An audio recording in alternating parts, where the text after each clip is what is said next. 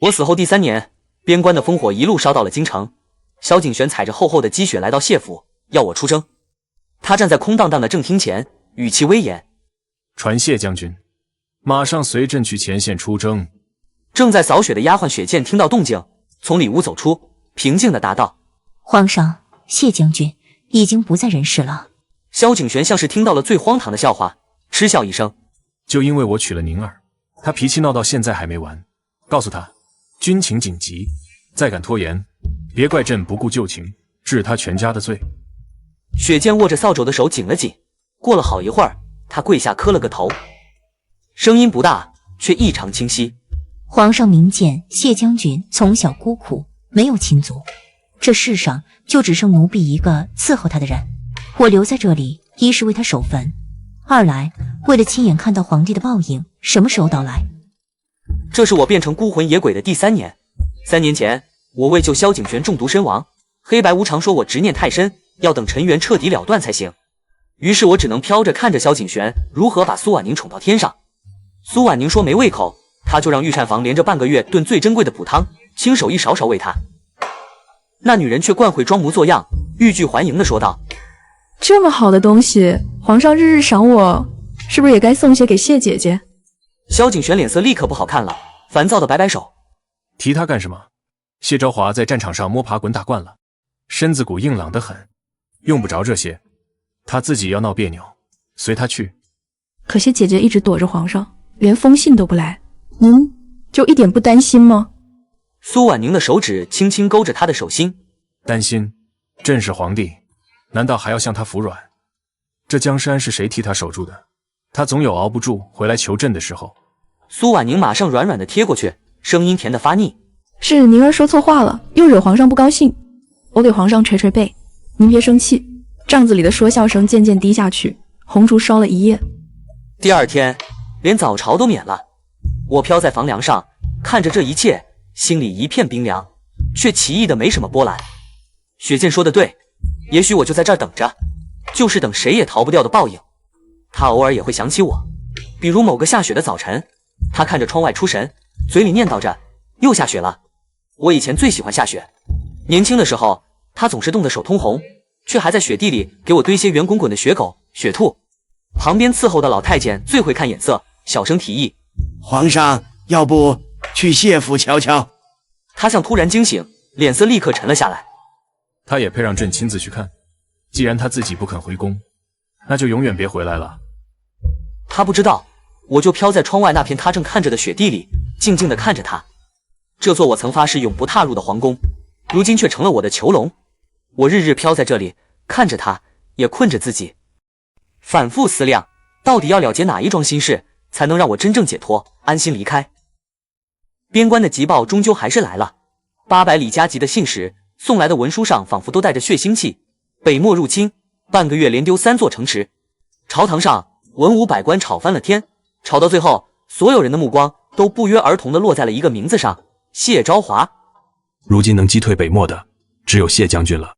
谢将军虽是女子，却有万夫莫开之勇，只要她肯披甲上阵，北漠必退。萧景玄终于坐不住了，他换上便服，亲自来到了谢府。这个结果我早就料到了。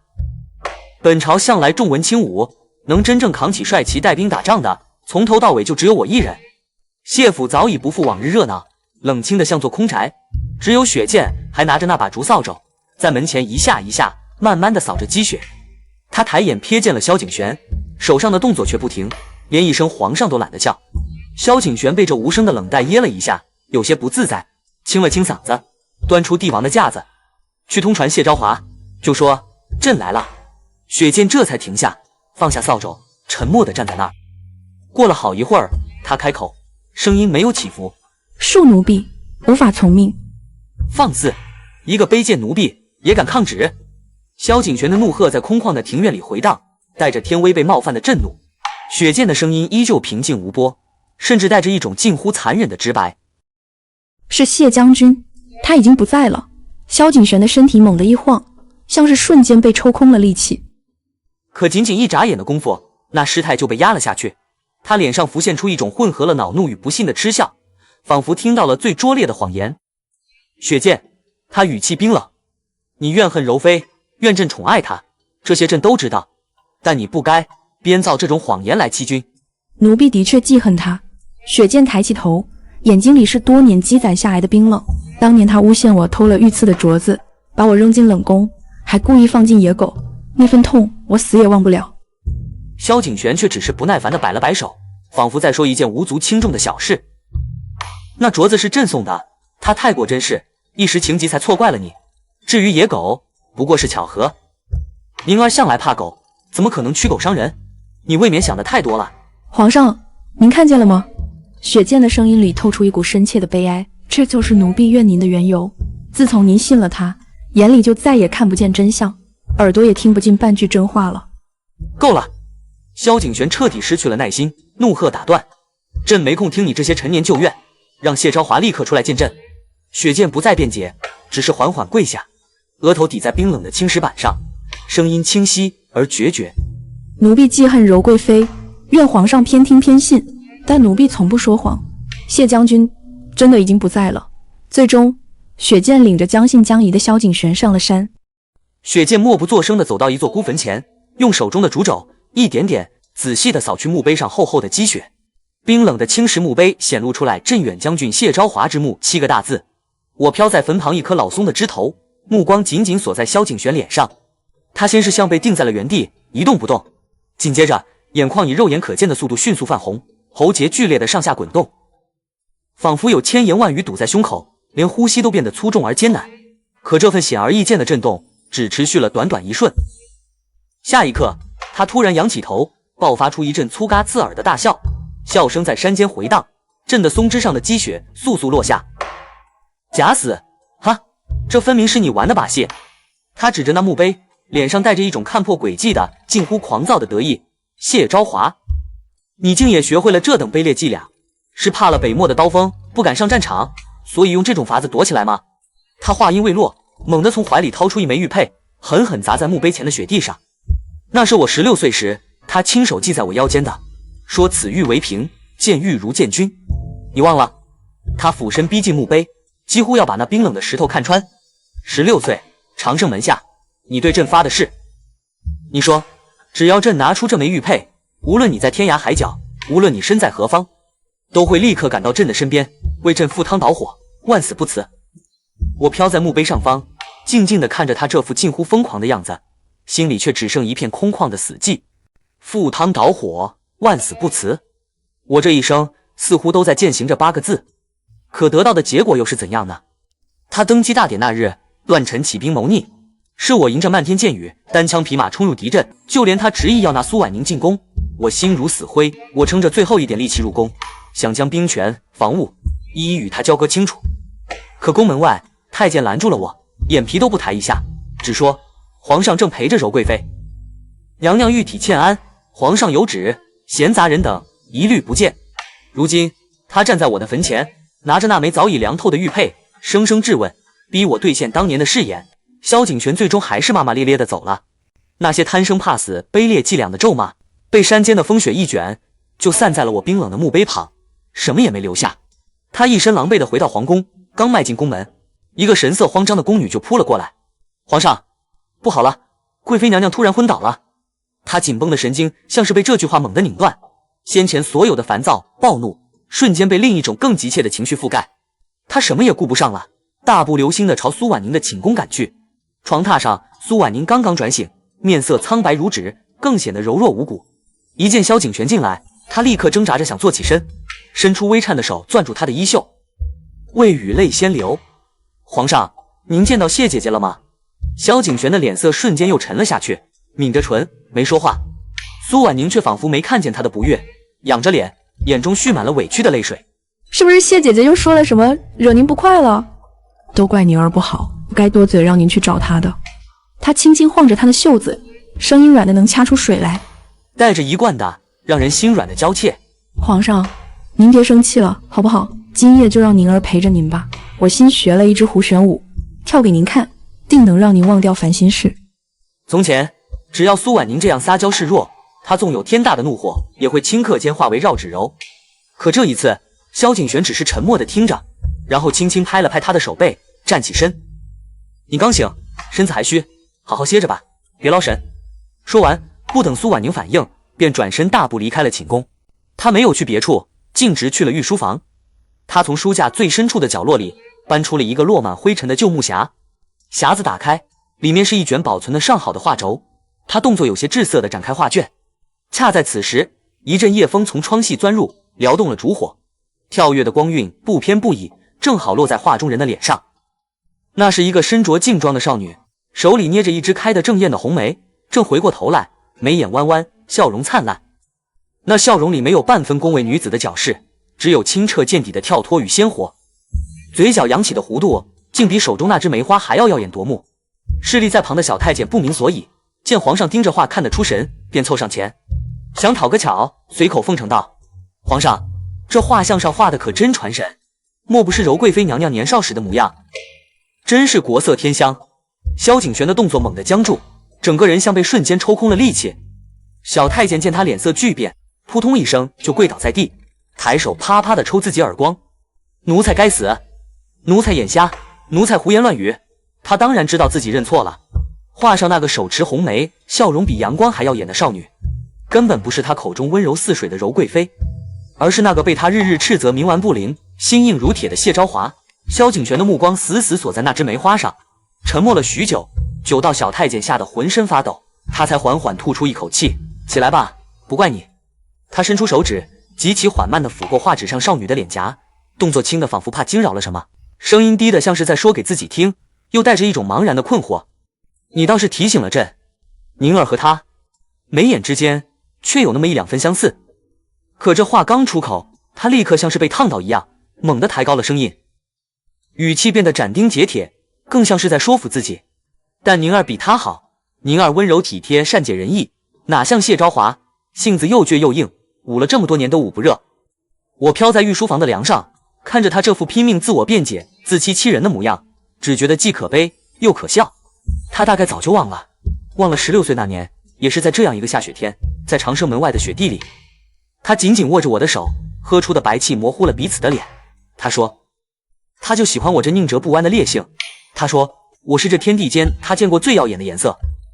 那时萧景璇还不是君临天下的帝王，他只是皇宫深处一个无人问津、默默无闻的皇子，像一颗蒙尘的棋子。那年他奉了份闲差，来军营发放军饷，就这么遇见了跟随朔方将军征战的谢金兰，也就是我。谢金兰，那才是我真正的名字。我是个无家可归的孤女，6、7岁那年饿殍遍野，是朔方将军从死人堆里把我扒拉出来。他本意是捡个小丫头回去，端茶倒水，将洗缝补，可我偏不。我对那些刀枪剑戟有种天生的亲近。更奇的是，军营里那些兵书战策，别人看得头疼，我扫上几眼便能琢磨出其中的门道。就这样，凭着一股狠劲和实打实的军功，我从一个无名小卒一步步爬到了军中副将的位置。军营里都是糙汉子，没人把我当娇滴滴的女人看，我也从不把自己当女人。唯有萧景璇不同，每次我从尸山血海里拼杀回来，浑身血污，精疲力尽，他总会早早备好温热的清水和干净的布巾，细细的一点一点帮我擦去脸上凝固的血块和泥垢。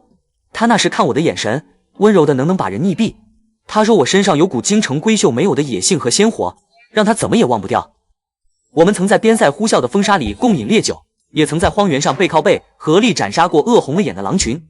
我记得最清楚的是那年大雪封了山路，他为了摘一只开在崖边的红梅给我，差点失足摔下悬崖。他把那只带着冰茶却依旧艳烈的梅花递到我手里时，手还在抖。他亮着眼睛说要娶我，那只红梅便是他给的聘礼。我身上没什么值钱东西，摸了摸，只掏出爹娘留给我的从小贴身带着的半块玉佩，那是我对家最后的念想。从前总指望靠他找到亲人，可那一刻我毫不犹豫地把它掰成2半，将一半塞进他手里。你拿着它。我看着他，以后不管你在哪里，只要拿着它叫我谢昭华天涯海角也立刻赶到，为你做什么都行。那是我第一次尝到被人全心全意珍视的滋味，傻气的恨不得把整颗心整条命都捧给他。可欢喜底下到底藏着一丝不安，我忍不住问，你以后会娶很多女人吗？不会。他答得毫不犹豫，眼神笃定。有你一个就够了。那要是你以后当了皇帝呢？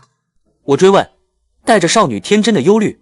听说皇帝都有3宫6院，好多好多妃子，萧景璇脸色一变，慌忙捂住我的嘴，紧张的四下张望。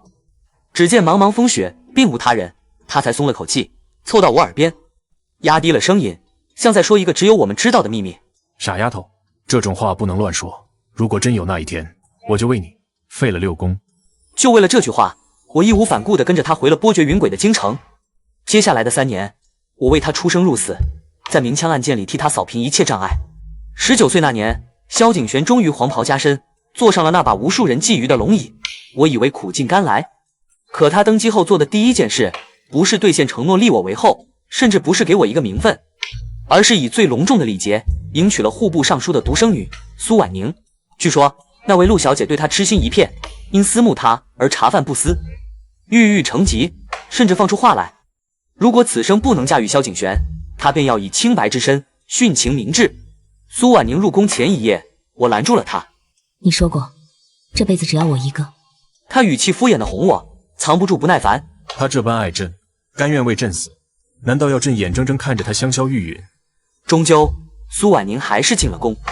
从那天起，我和萧景璇之间就裂了一道再也补不上的缝。纳了苏婉宁后，他又来召我入宫，我直言拒绝。我早说过，我的男人绝不能和别的女人分享。这话触了他的逆鳞，萧景璇勃然大怒。朕是天子，岂容你放肆？我轻轻叹气。萧景璇，我真宁愿你从未做过这个天子。或许他说的没错，我这性子是太刚硬了。这天下又有哪个女人敢直呼皇帝的名讳？苏婉宁恰好是在我们关系最僵的时候钻了空子。起初萧景璇对她还算冷淡，可后来许是他那份似水的温柔太过讨喜，他待她越发宠爱。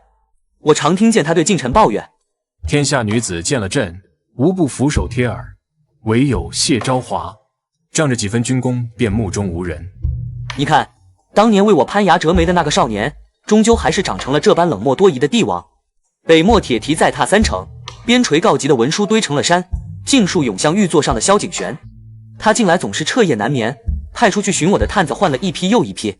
每当那些人垂手跪在殿中，只能嗫嚅着回禀皇上，臣等无能，遍寻不见谢将军踪迹时，他眼底的红血丝便又重了几分。调御林军全域搜捕。萧景璇的声音冷得像冰。朕不信，他能一辈子躲着朕。我就飘在他身侧，目光落在案头那叠桃酥上，那是我从前最爱的点心。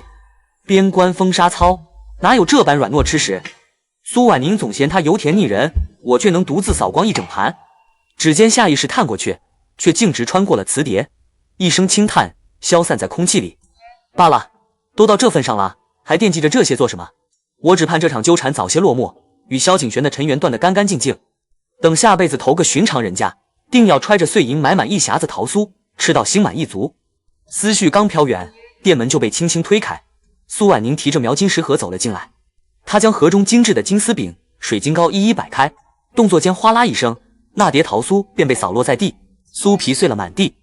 她连眼皮都没抬一下，说道：“这等粗劣甜食，御膳房也敢呈上来，真是越发懈怠了。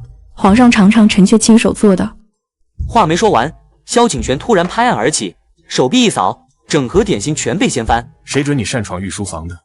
我看着一地的糕点，感叹真是暴殄天物。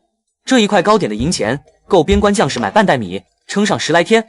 苏婉宁被吓得脸色惨白，眼泪瞬间涌了上来，哽咽着辩解：“臣妾听闻皇上心绪不宁，特地来。臣妾若有过错，任凭皇上责罚。只是皇上明鉴，宁儿对您的心意天地可表啊。”他抬手拭泪时，袖子滑落，露出玉臂上一道狰狞的疤痕。若非真心待您，当初刺客那一刀，宁儿怎会舍命为您挡下？我如遭雷击，僵在原地。刺客？萧景璇登基后只遇过一次，那刀明明是我替他受的，彼时他早已昏死过去，竟不知这份功劳全被苏婉宁冒领了去。萧景璇的怒火果然消了大半，他上前将人搂进怀里，声音软了下来：“是朕失了分寸。”苏婉宁倚在他肩头，哭着捶了他一下：“皇上方才可吓死臣妾了。”就在这时，殿外传来大太监急促的声音，却被萧景璇厉声打断：“滚！没看见朕在陪着贵妃吗？”那太监在门外顿了顿，终究硬着头皮回话：“皇上，事关重大，臣不得不禀。”谢将军，找到了。殿内的温度瞬间降至冰点。萧景璇环着苏婉宁的手臂猛地一僵，苏婉宁的表情也凝固住。天刚破晓，萧景玄便跟着御林军统领踏碎薄冰而来。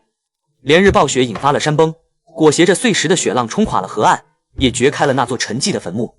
启禀皇上，大部分骸骨已被雪水卷进主河道，怕是彻底寻不回了。御林军统领膝盖发颤，声音都在发抖。好在余下些随葬之物，金簪玉盏都验过了，全是当年御赐谢将军的物件，此墓定然是谢将军的无疑。萧景玄的掌心攥着一柄短刀，这是他登基前一夜亲赐的金乌，百工耗时3月锻造，天下仅此一把。他还记得当时对他说：东儿不爱那些珠钗俗物，这柄刀便做朕的信物，护你周全。如今这柄金乌却从墓穴中被翻出，重新落回他手中。他反复摩挲着刀刃，皇上保重龙体，莫要伤怀。萧景玄垂着头静了片刻，突然爆发出一阵狂笑，笑声在空旷的河岸上回荡，带着说不出的凄厉。他猛地踹向御林军统领的肩头，怒声斥骂：一群废物，全中了谢昭华的圈套。5年前北漠来犯，他以寡敌众，不就是用了诈死的伎俩，让将士们为他哭丧？敌军信以为真，便松懈了防备。他却带着精锐从后包抄，直捣敌营。那些胡人见他死而复生，还当是鬼神降世，当场溃不成军。如今不过故技重施，你们就这样轻信？御林军统领捂着发麻的肩头，与旁人交换着眼色，谁都不敢接话。他们早已验明，那座墓的规格与随葬品都与谢将军的身份严丝合缝，只是皇上偏要自欺欺人罢了。找具无名尸骨塞进棺木，连朕赐的金乌都敢当陪葬，谢昭华的心真是冷硬如铁。萧景玄的指腹碾过刀身，语气冰寒：他身为统帅，假死避战是玩忽职守，欺瞒朕宫更是形同谋逆。传令下去，限他3日内现身，戴罪立功，否则便是朕也保不住他。带着满肚子火气回宫时，苏婉宁早已候在宫门口。见他脸色铁青，他眼底反倒掠过一丝喜色，忙捧着亲手做的点心上前，又说新练了支舞要给他解闷。可萧景玄半句应酬的话都懒得说，径直拂袖而去。北漠的攻势愈发猛烈，前线没了主心骨，军心早已散了。不是没有将领硬着头皮出战，却要么战死沙场，要么溃逃无踪，根本挡不住敌军的锋芒。每次上朝，萧景玄沉默的时间都越来越长，每逢战败的奏报递上来，他总要愣怔许久，最后才长叹一声：若是东儿在，断不会落到这般境地。我死后的第3个年头，他终于开始念起我的好了。可朝堂上的官员却越来越少，不少文武百官趁着夜色偷偷带着家眷出逃，没走的人也在私下传着：别盼着谢将军了。初期那天御林军在雪河捞了一整天，说是要找谢将军的尸骨呢。这话传得越广，收拾行囊逃离的人就越多。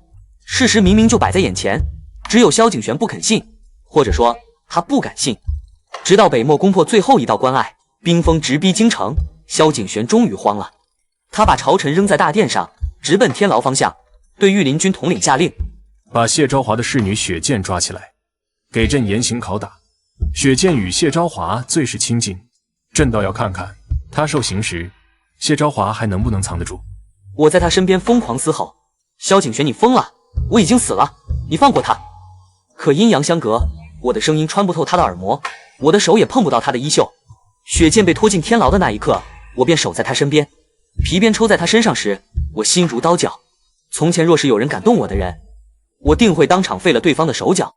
可如今我只是一缕残魂，连为他拭去血痕都做不到。我哭着求来巡查的黑白无常，跟了我3年的他们，终是动了恻隐之心。白无常悄悄捏了个护身诀，护住了气若游丝的雪见。第2天清晨，萧景玄亲自来审，雪见被铁链吊着，浑身是伤，却偏着头笑了。皇上瞧着，倒是比奴婢过得还苦。萧景玄脸色青黑，眼窝深陷，满是血丝的眼睛死死盯着他。你恨朕，是因为谢昭华？雪见冷笑一声，别过脸去。他也这般恨朕吗？萧景玄喃喃自语，像是在问雪见，又像是在问自己。朕有苦衷的，他只会领兵打仗，不懂深攻险恶。朕根基未稳，离不得陆丞相的支持。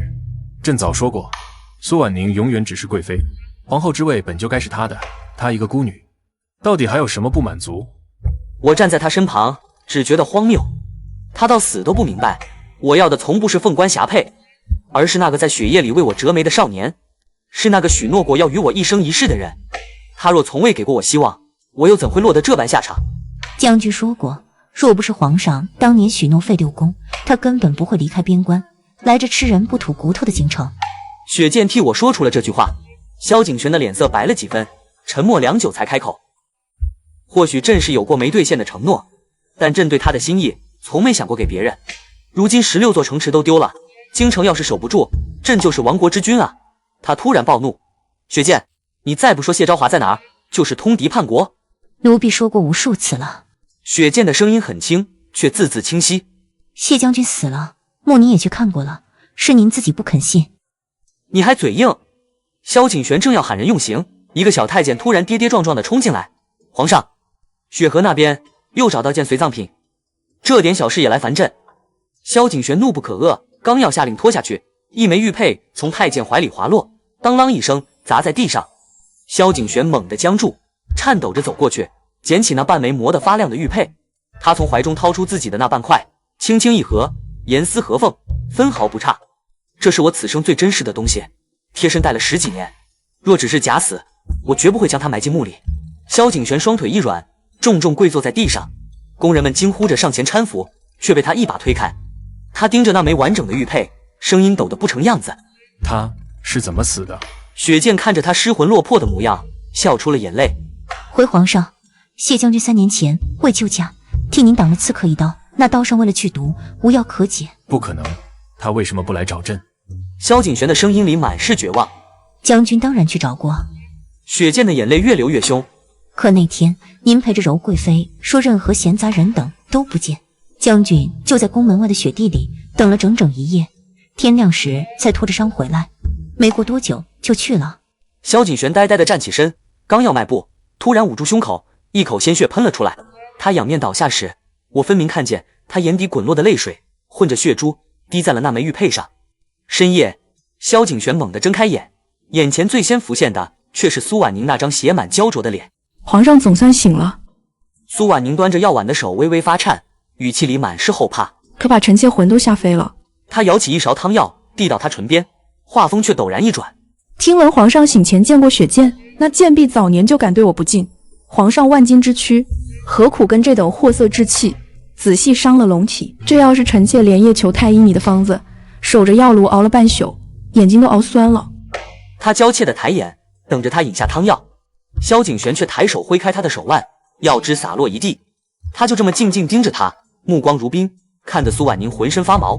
皇上怎么这般瞧着臣妾？他强装娇羞，抬手理了理鬓边的珠花。寂静中，萧景璇忽然低笑出声，声音柔得像进了蜜。宁儿，臣妾在。苏婉宁立刻软下声调，顺势往他身侧凑了凑。朕心里这团烦闷，唯有你能替朕解开。皇上说的哪里话？苏婉宁往他怀里蹭了蹭。臣妾此生唯有皇上，便是上刀山下火海，也绝无半分迟疑。萧景璇的指尖划过他的发顶，声音轻得像叹息。那便让你弟弟陆俊领着大柳营去迎击北漠吧。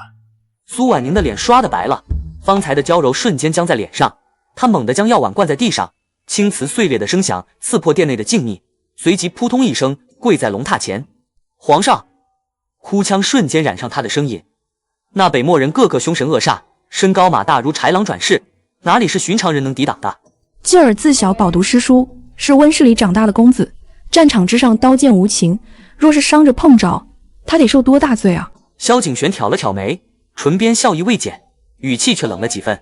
哦，可4年前渡河一战，你弟弟与谢昭华一同抗敌，你在朕耳边可是夸个不停，说陆俊年少英雄，没他此战必败，逼着朕给他封了官爵。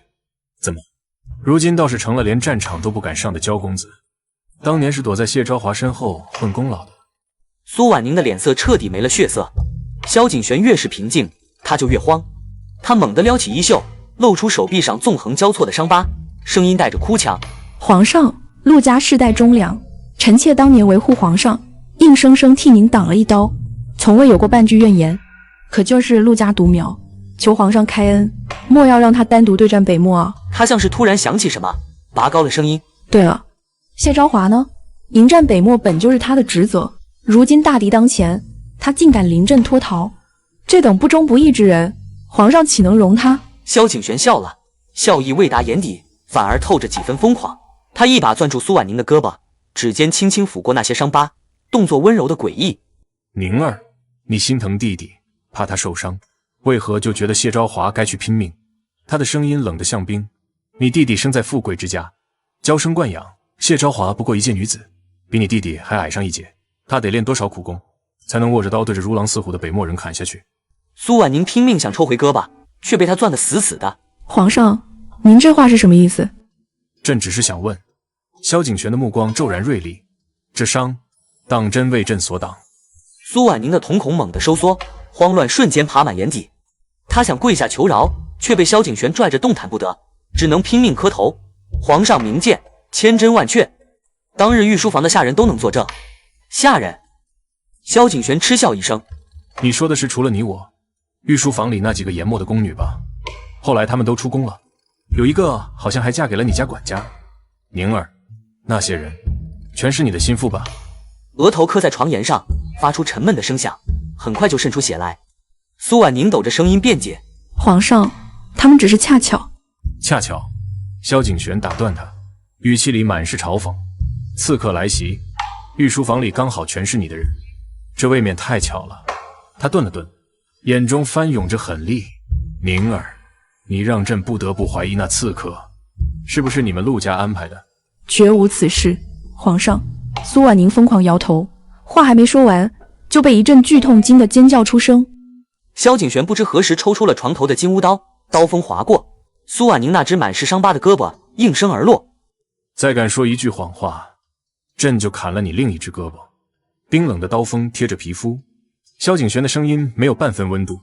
苏婉宁彻底崩溃了，语无伦次的嘶吼：是家父安排的。他说谢昭华太得军心民心，若是当了皇后，陆家就没好日子过。谢昭华就是个野种，进宫连礼仪都不懂，这种卑贱之人若登后位，朝纲必乱。皇上，家父都是为了江山社稷啊。刀锋再次扬起，寒光直指他的咽喉。苏婉宁发出凄厉的惨叫，身子一软便要晕厥。萧景玄疲惫地揉了揉眉心，对着闻声赶来的太监冷声道：杀了他太便宜，拖进冷宫，让医女给他止血包扎，给吃给喝，唯独不许给止痛药。太监们拖走昏迷的苏婉宁，殿内终于恢复了寂静。工人接连来报，战报堆满了桌案，每一封都写着京城危急。萧景玄却连眼皮都没抬，他心里清楚，大势已去了。近10年里，能真正领兵御敌的良将，唯有朔方将军与谢昭华。如今朔方将军早已病逝，而谢昭华的尸骨也早该在雪河之下寒透了，没人能救他了。不知过了多久，萧景玄让人传了雪剑进来，他攥着半块残损的玉佩，声音沙哑：冬儿临死前愿不愿朕？他没赐座，雪剑却径直走到他对面的椅子上坐下，目光直直地盯着他，忽然笑了。当年谢将军曾让奴婢离京避祸，说京城是是非地，可奴婢没走。一来谢将军葬在京郊荒坡，他无亲无故，奴婢怕没人给他扫墓；二来也是奴婢的私心。他凑近了些，一字一句道：奴婢想亲眼看看皇上的报应。我当年把所有积蓄都给了雪剑，让他在我死后立刻离开这吃人的皇宫。他当时应得好好的，可等我闭上眼才知道，他根本没走，就守着我那座空无一人的将军府，日复一日的等，等的就是今天。雪剑收敛了笑意，继续说道：谢将军死前不怨您。萧景玄的眼中瞬间燃起光亮，急切地追问：冬儿他只怨自己天真，错付了人。雪剑打断他：至于皇上，他只留了3个字：不值得。这3个字是我当年在苏婉宁宫门外守到天亮时想通的，如今雪剑替我把这句话清清楚楚地砸在了他的脸上。萧景玄的脸色由红转白，再由白转青，精彩纷呈。不会的，朕对冬儿是真心的。他喃喃自语，状若疯癫。雪剑站起身，居高临下地看着他，笑容里带着几分残忍。那又如何？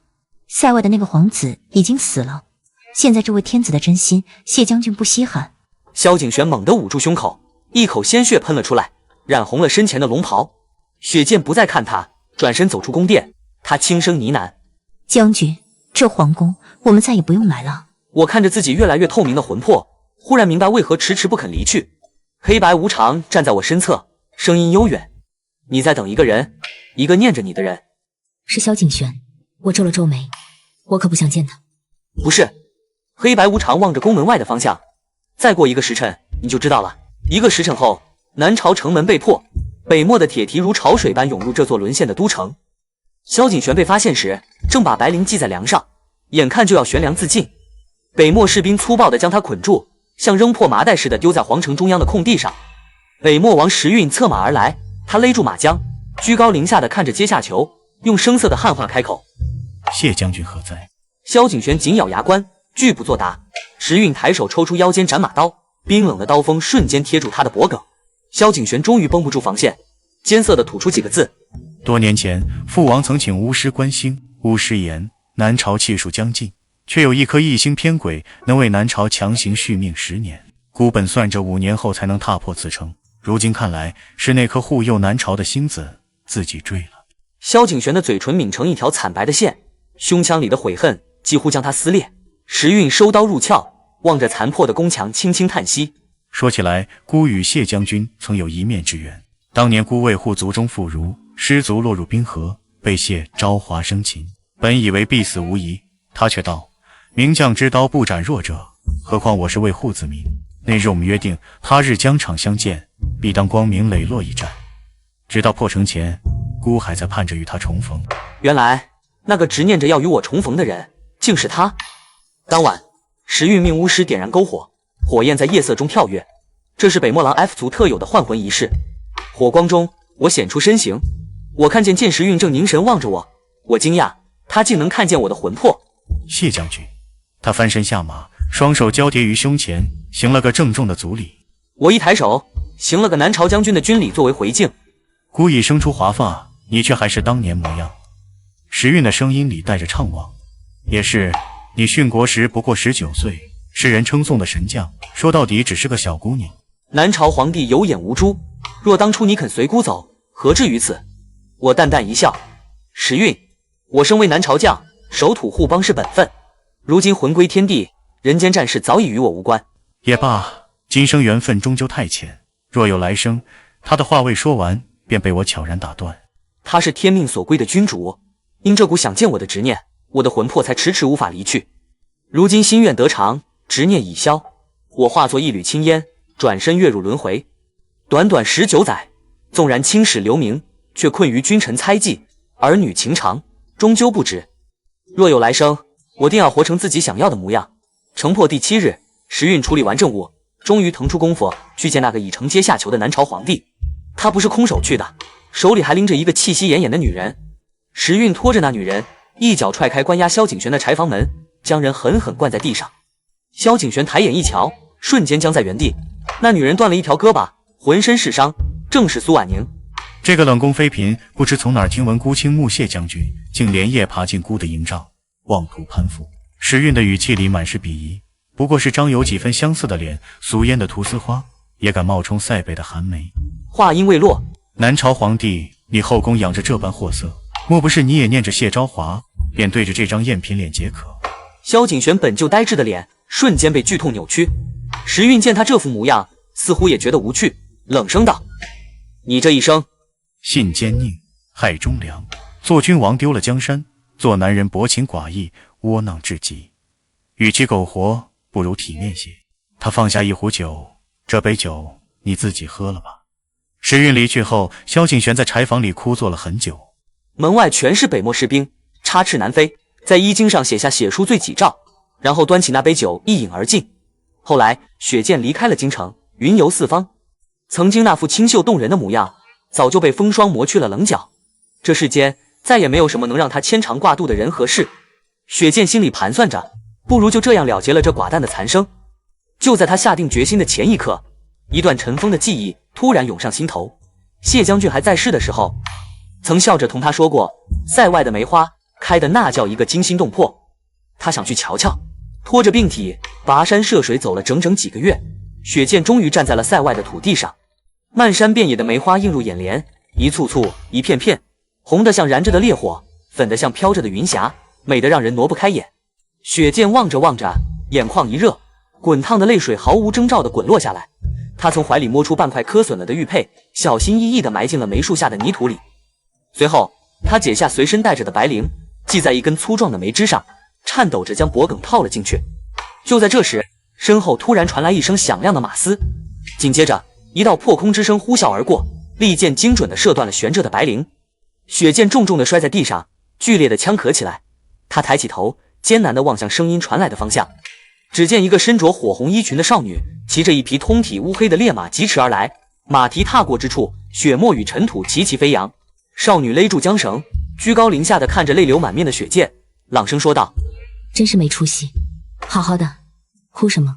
难不成是被哪个臭男人辜负了，就寻死觅活的？我们女儿家志气不输男儿郎，怎么能被这点儿女情长绊住脚？少女说着，从马背上伸出手来，语气干脆利落：上来，我带你去看更广阔的天地。雪剑怔怔地看着那只伸到面前的手，半晌被少女一把拉上了马。烈马发出一声震彻山林的长嘶，载着两人风驰电掣般冲入了那片绚烂无边的梅林深处。